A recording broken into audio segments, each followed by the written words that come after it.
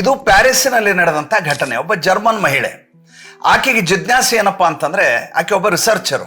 ಆಕೆ ಭಾರತೀಯ ವೇದ ಪದ್ಧತಿ, ಭಾರತೀಯ ಉಪನಿಷತ್ತುಗಳು, ಮಂತ್ರಗಳಿದಾವಲ್ಲ, ಇದರಿಂದ ಹೊರಡುವಂಥ ಕಂಪನಗಳೇನಿದಾವೆ ಅದರ ಪರಿಣಾಮ ಏನಾಗತ್ತೆ ಅನ್ನುವುದನ್ನು ಆಕೆ ಜರ್ಮನಿನಲ್ಲಿ ಪ್ರಸ್ತುತಪಡಿಸ್ಲಿಕ್ಕೆ, ಸಂಶೋಧನೆ ಮಾಡಲಿಕ್ಕೆ ಬಂದಿರ್ತಾಳೆ. ಪ್ರತಿ ದಿವಸ ಐಫಲ್ ಟವರ್ ಮುಂದ್ಗಡೆ ಹೋಗ್ತಾ ಇರ್ತಾಳೆ. ಅಲ್ಲೊಬ್ಬ ಶಿಖೆಯನ್ನು ಬಿಟ್ಕೊಂಡಂತ, ಅಂದರೆ ಹಿಂದ್ಗಡೆ ಜುಟ್ಟಿದ್ದಂಥ, ಬಿಳಿ ಪಂಚೆಯನ್ನು ಉಟ್ಟಂಥ ಒಬ್ಬ ವ್ಯಕ್ತಿ ಯಾವಾಗಲೂ ಆಕೆಗೆ ಕಾಣಿಸ್ತಾ ಇರ್ತಾರೆ. ಒಂದು ದಿವಸ ಆಕೆ ಹೋಗಿ ಕೇಳ್ತಾಳೆ, ನೀವು ಭಾರತೀಯರ, are U an Indian? Yeah of course ಅಂತ. ನಿಮಗೆ ಮಂತ್ರಗಳು ಬರುತ್ತಾ? ಹೌದು, ನಾನು ಮಂತ್ರಗಳು ಬರುತ್ತೆ, ತುಂಬ ಬರಲ್ಲ. ನನ್ನ ತಾಯಿ ಹೇಳ್ಕೊಟ್ಟಿರುವಂಥ ಮಂತ್ರಗಳ ನಂತರ ವೇದ ಪಾಠಶಾಲೆಯಲ್ಲಿ ಒಂದಿಷ್ಟು ಕಲ್ತದ್ದು ಬಿಟ್ಟರೆ ಬೇರೆ ಬರಲ್ಲ. ಸರಿ, ಹಾಗಾದರೆ ನಮ್ಮ ಅಕಾಸ್ಟಿಕ್ ಸೆಂಟ್ರಿಗೆ ಬರ್ತೀರಾ? ಆತನಿಗೆ ಆಶ್ಚರ್ಯ ಆಗುತ್ತೆ, ಯಾರು ಇವರು, ನನಗೆ ಯಾಕೆ ಅಕಾಸ್ಟಿಕ್ ಸೆಂಟ್ರ್ ಕರೀತಾ ಇದ್ದಾರೆ?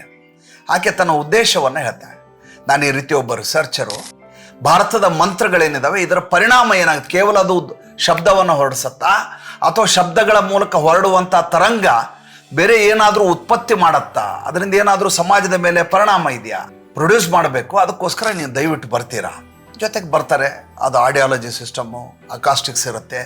ಈತ ಓಂ ಭೋರ್ ಭುವ ಸ್ವ ತತ್ಸ ವಿತ್ರವಣ್ಯಂ, ನಮ್ಮ ಗಾಯತ್ರಿ ಮಂತ್ರವನ್ನು ಅತ್ಯಂತ ಸುಶ್ರಾವ್ಯವಾಗಿ ಆರೋಹಣ ಅವರೋಹಣಗಳನ್ನೆಲ್ಲ ಇಟ್ಕೊಂಡು ನಿರಂತರವಾಗಿ 21 ಸಲ ಅಲ್ಲಿ ಹೇಳಲಿಕ್ಕೆ ಶುರು ಮಾಡ್ತಾರೆ. ಒಂದು 4-5 ಸಲ ಹೇಳಿರ್ತಾರೆ.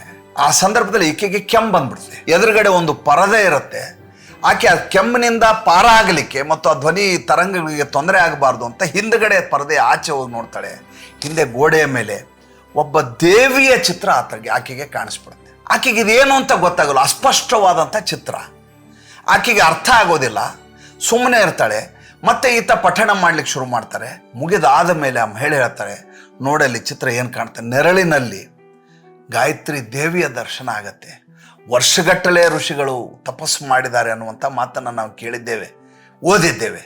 ಆದರೆ ಇವತ್ತಿನ ಕಾಲಘಟ್ಟದಲ್ಲಿ, ಆಧುನಿಕ ಯುಗದಲ್ಲಿ, ಪಾಶ್ಚಿಮಾತ್ಯ ರಾಷ್ಟ್ರದ ಒಂದು ಕೊಠಡಿಯಲ್ಲಿ, ಅಕಾಸ್ಟಿಕ್ಸ್ ಇರುವಂಥ ಒಂದು ಕೊಠಡಿಯಲ್ಲಿ ಹೇಳಿದಂಥ ಒಂದು ಗಾಯತ್ರಿ ಮಂತ್ರ ಸ್ವತಃ ಸಾಕ್ಷಾತ್ಕಾರ ಆಗಬೇಕು ತಾಯಿ ಅಂದರೆ ಎಂಥ ಪವಾಡ, ಯೋಚನೆ ಮಾಡಿ ನೋಡಿ.